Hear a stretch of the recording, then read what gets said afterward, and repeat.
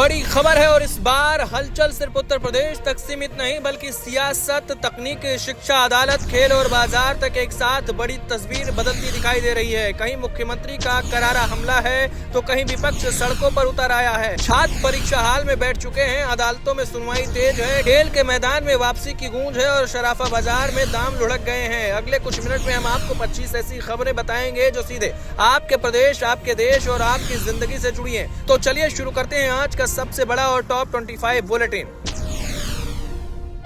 नमस्कार, मैं हूं बबली। सबसे पहली खबर उत्तर प्रदेश की राजनीति में बड़े बयान से जुड़ी है, जहां मुख्यमंत्री योगी आदित्यनाथ ने एक बार फिर से अखिलेश यादव पर तंज कसते हुए कहा है कि संघ की शाखाओं में जाने से अनुशासन आता है और समय पर उठने की आदत पड़ती है। उन्होंने विपक्ष पर राष्ट्र और संस्कृति जैसे मुद्दों पर राजनीति करने का आरोप लगाया है और कहा है कि देश और प्रदेश गंभीर नेतृत्व चाहता है, सिर्फ बयानबाजी नहीं।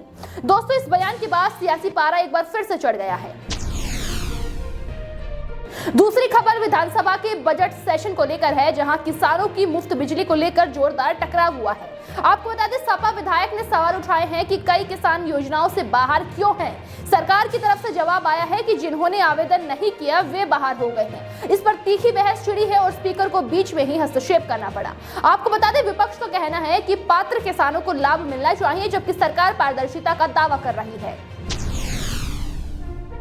लखनऊ में राष्ट्रीय स्वयंसेवक संघ प्रमुख मोहन भागवत का बयान चर्चाओं में है। उन्होंने समाज को संगठित रखने की अपील की और जनसंख्या घटने पर चिंता जताई। जबरन मतांतरण रोकने और कानून के पालन पर जोर देते हुए उन्होंने समन्वय से समाज आगे बढ़ाने की बात कही। उनके बयान को लेकर अलग अलग राजनीतिक प्रतिक्रियाएं सामने आ रही है। उत्तर प्रदेश में हाई स्कूल और इंटरमीडिएट की बोर्ड परीक्षाएं शुरू हो गई है, जो 12 मार्च तक चलेंगी। प्रदेश भर में हजारों परीक्षा केंद्र बनाए गए हैं, जहां लाखों छात्र 10वीं और 12वीं की परीक्षाएं दे रहे हैं। परीक्षा 2 पालियों में सुबह 8:30 बजे से 11:45 तक और दोपहर 2 बजे से 5:15 तक आयोजित की जा रही है। नकल रोकने के लिए सभी केंद्रों पर सीसीटीवी निगरानी, कंट्रोल रूम और जोन सेक्टर व्यवस्था लागू की गई है। सुरक्षा के कड़े इंतजाम किए गए हैं।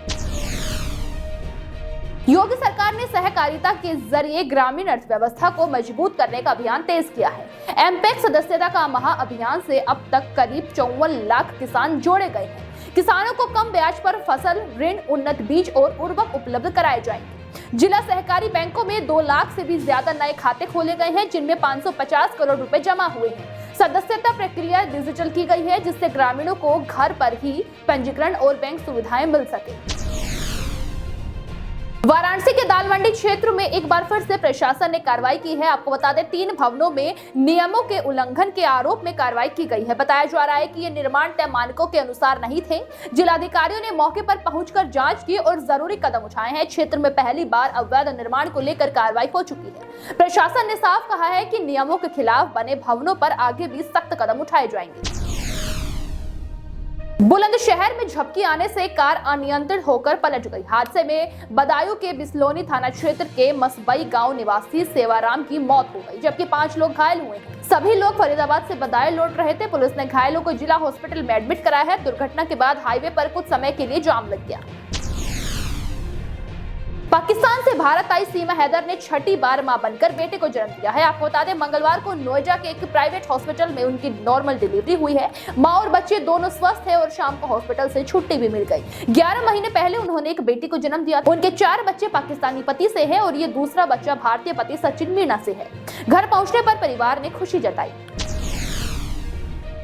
यूपी में रिश्वतखोरी का एक और मामला सामने आया है। आपको बता दें, नोएडा में पटवारी वीर बहादुर पर किसान से जमीन की दाखिल अर्जी करवाने के नाम पर 10,000 रुपए रिश्वत मांगने का आरोप। किसान ने पैसे देते समय वीडियो बना लिया, जो अब सोशल मीडिया पर बड़ा ही वायरल हो रहा है। वीडियो सामने आने के बाद मामले ने तूल पकड़ लिया है। प्रशासन से कार्रवाई की मांग की जा रही है।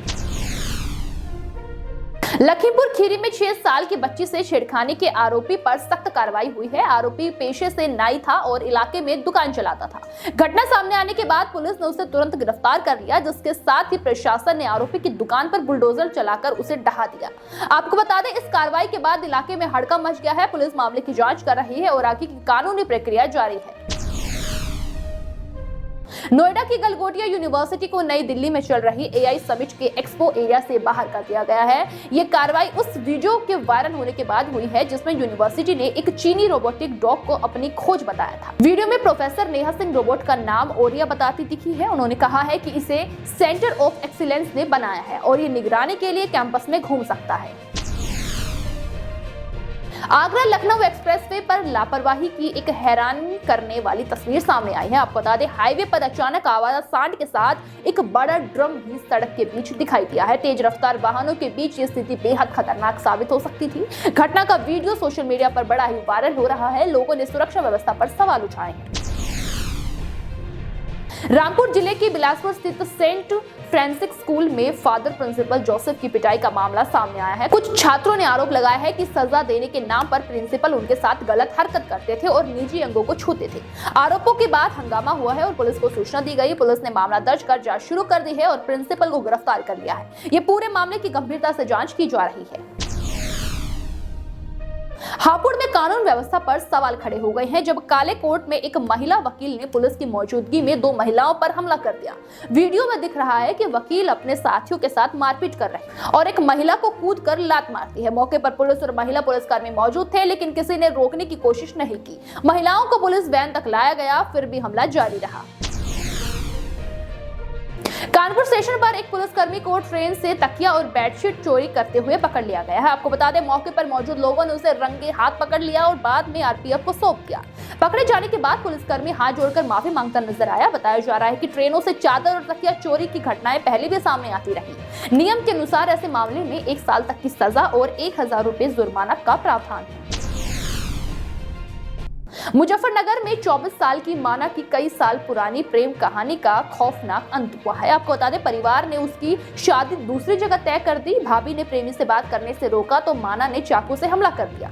3 बच्चों को घायल किया और 4 साल की भतीजी को पानी में डुबाकर मार दिया। आरोप है कि उसने परिवार को नींद की गोलियां भी खिलाई है। पुलिस इस मामले की जांच कर रही है। गाजियाबाद में सरिया चोरी करने वाले बड़े गिरोह का खुलासा हुआ है। आपको बता दें, क्राइम ब्रांच की स्वाटा टीम ने रवि काना के ममेरे भाई के पार्टनर आफ्ताब समेत 5 लोगों को गिरफ्तार किया है। आरोपी निर्माणाधीन साइट से कंप्यूटर चिप लगाकर सरिया चोरी करते थे और फर्जी बिल बनाकर बेच देते थे। चोरी के लिए फर्जी नंबर प्लेट वाले ट्रक इस्तेमाल होते थे। पुलिस ने करीब 30 लाख रुपए की 44 टन सरिया बरामद किए हैं। मामले की जांच जारी है। बाराबंकी के रजिस्ट्री ऑफिस में प्रैक्टिस करने वाले वकील कमल हयात इदरीसी के चैम्बर का फर्नीचर और फाइलें निकालकर कुछ वकीलों ने जला दिया।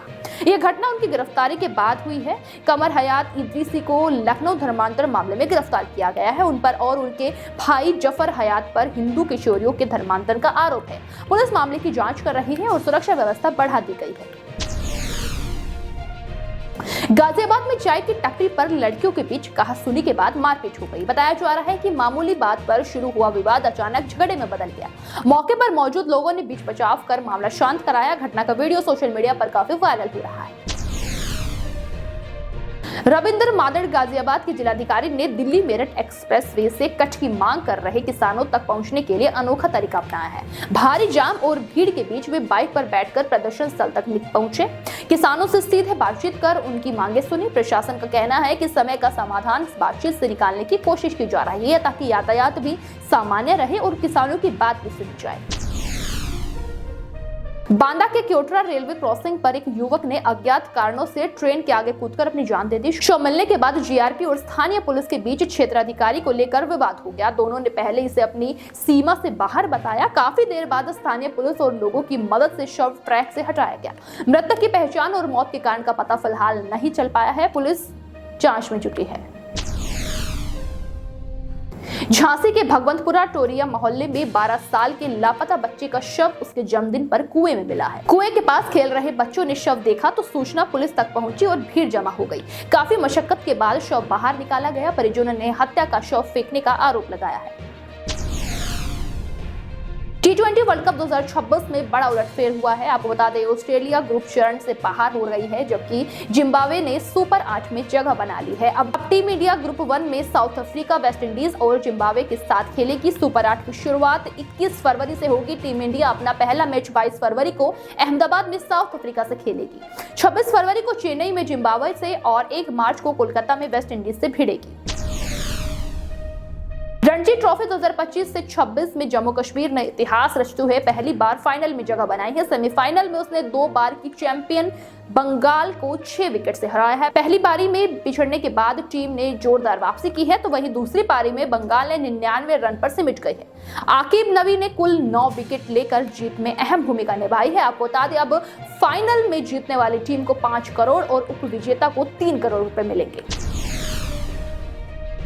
सर्राफा बाजार में फिर एक बार सोने और चांदी की कीमतों में तेज गिरावट दर्ज की गई है। बाजार में अचानक आई हलचल से निवेशकों और खरीदारों में चिंता बढ़ गई है। जानकारों के अनुसार वैश्विक परिस्थितियां और मुनाफा वसूली के कारण दामों पर दबाव बना है। शादी के सीजन में गहने खरीदने वाले लोग असमंजस में हैं कि कीमतें कहीं फिर बढ़ेंगी या गिरेंगी। फिलहाल बाजार में उतार चढ़ाव का दौर बना हुआ है।